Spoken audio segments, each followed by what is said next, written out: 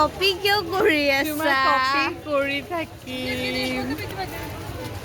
এইটো কাইলানা ঝিল, যোধপুৰৰ পৰা অলপ দূৰত। আমি যেতিয়া যোধপুৰ জয়ছালমেৰৰ পৰা ঘূৰি আহি যোধপুৰ হৈ পেলাই জয়পুৰ গৈ আছোঁ, তেতিয়া আমাক ৰাস্তাত ড্ৰাইভাৰে এইটো দেখুৱালে। কাইলানা ঝিল মাজত এটা ফোৱাৰা আছে আৰু ব'টিঙৰ ব্যৱস্থা আছে, কিন্তু আমাৰ দেৰি হৈ গৈছে কাৰণে আমি ব'টিং নকৰোঁ, বহুত মানুহৰ ভিৰ আছে।